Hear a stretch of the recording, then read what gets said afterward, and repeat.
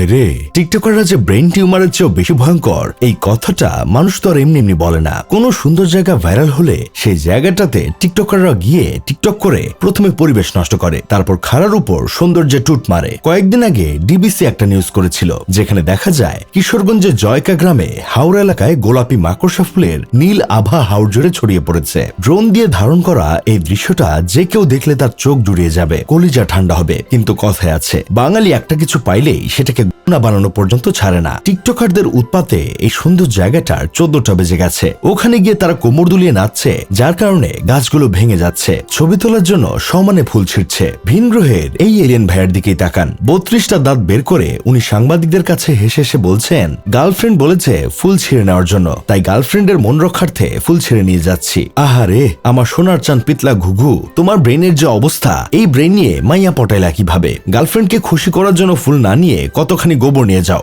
দেখবে সে আরো বেশি খুশি হবে। এই আপামনির দিকে একটু তাকান। উনি ক্যামেরার সামনে নিজ মুখে বলছেন ফুল ছিঁড়া উচিত না, কিন্তু তারপর আমার ভালো লেগেছে তাই ছিঁড়েছি। আহারে সোনামণি, যা ভালো লাগে তাই যদি ছিঁড়ে ফেলো তাহলে তো সমস্যা। খুব আফসোস হচ্ছে তোমার ভবিষ্যৎ জামাইয়ের জন্য। বলা তো যায় না, তার ধন সম্পত্তি ভালো লাগলে সেটাও ছিঁড়ে ফেলতে পারো। আর এই মকবুলের কথা কি আর বলবো, সে সাংবাদিকদের বলছে সবাই যেহেতু ফুল ছিঁড়ছে তাই আমিও ছিঁড়ছি। সাব্বাস বাক্কা বেডার চাক্কাটা, সবাই যা করে তোমারও তাই করা উচিত। সবাই এক চামচ করে খেলে তুমিও খেয়ে ফেলো। এই চাচার দিকে একটু খেয়াল করেন, নাচছে আর গান গেয়ে টিকটক ভিডিও বানাচ্ছে। মানে শরীরে কি পরিমাণ কারেন্ট থাকলে মানুষ এই বয়সে এমন করে। ফাপরবাজ টিভির সিনিয়র সাংঘাতিক আবুল বিন কাশেমের তথ্য মতে এর আগে ময়মনসিংহে এমন ঘটনা ঘটেছিল। ময়মনসিংহের দুই কিশোর শখের বসে বাড়ির সামনেই সূর্যমুখীর চাষ করেছিল। ফুল ফোটা শুরু হতেই চারদিক থেকে মানুষ 14 গোষ্ঠী নিয়ে হাজির দুই কিশোরের ফুলের বাগানে। কেউ ফুলের সঙ্গে ছবি তোলে, কেউ ফেসবুকে রিলস বানায়, আর কেউ আবার ক্ষেতের ভেতরে ঢুকে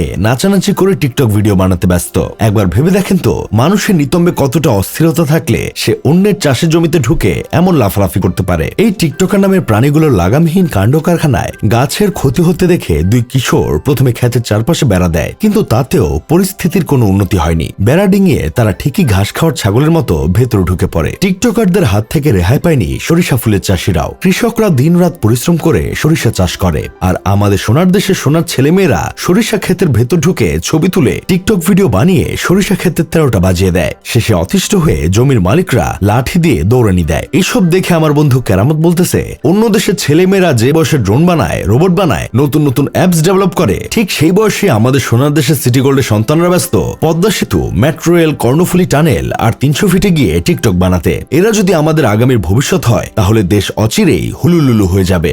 যাই হোক, শেষমেশ আমি গোলাম হোসেন একটা কাজের কথা কই। এইসব টিকটকার যারা দেশের সৌন্দর্য নষ্ট করে তাদের সবগুলোকে একসাথে মিরপুর চিড়িয়াখানায় পাঠিয়ে দেওয়া হোক। আমরা সাধারণ মানুষ যারা আছি তারা টাকা দিয়ে টিকিট কেটে এইসব আজব প্রাণীগুলোকে দেখতে যাব।